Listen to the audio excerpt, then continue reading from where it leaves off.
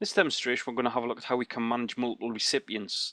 So what we have here, we've got two users, we've got Jessica and Megan. They both have Active Directory user accounts, but they currently don't have an Exchange mailbox. So what I'm going to do here through the PowerShell is I'm going to enable these users for a mailbox on my Exchange server. So quickly onto my Exchange PowerShell.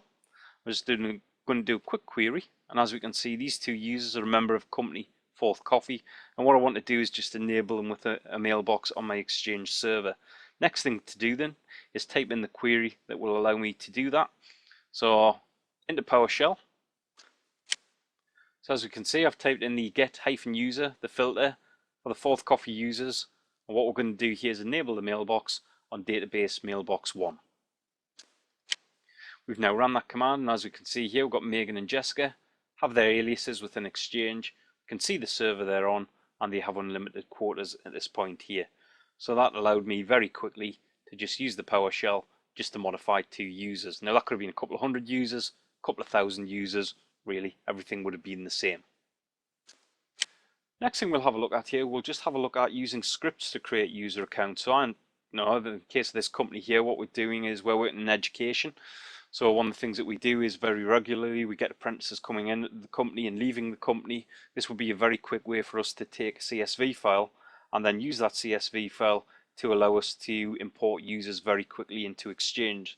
So one of the things we've done here is just written a little CSV file. So we just have a look at this now. I'll just open this up. So as we can see, we've got first name, last name, password, and organizational unit. So we're going to create 4 user accounts here. What I'm also going to do as well is just create an additional one. So we'll just have bot user. Weird second name, but that's the one he's got. And his password will also be password. And what we'll do here is we'll stick him, in the case of his organizational unit, we'll just put him into users.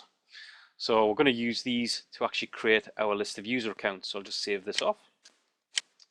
Next thing I'll do down here as well is I'll just go to the actual PowerShell script itself. So again, we'll just use Notepad. And then within Notepad, we're interested in opening up d:\lab files. And then backslash, the name of the script that we use here is demo users.ps1. And we'll just open that up as well. So we've got our little script in place here. So just working down the script, so we've got section 1 here.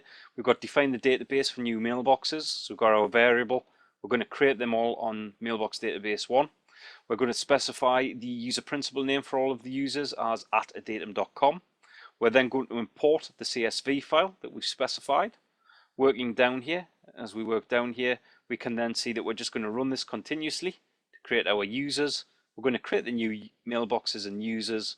So we're going to take $SP, and $SP will then be secure password. $UPN will take the variable $UPN and replace. We've then got first name, last name, and what we're going to do is build the user accounts based off this little script that we're going to run. So what we'll do here, just close this down. We'll just close down our demo users. The next thing to do will be come into our management shell, and then from within the management shell, we're just going to run our d:\lab files demo users PowerShell script. So into our programs, into our management shell. Once this connects through, type in the command just to run the script. So what we've done here, we've typed in d:\lab files demo users.ps1, and we're also going to use the demo users.csv file. Hit return. As you can see, it's now created our users. So just to verify that it's done that, we'll just come into our management console. And within our management console, what we'll do, just have a look at recipient configuration and just click on display name on our little drop down here. Having a look down here, we can see our various users in place. And if we have a look at Active Directory users and computers,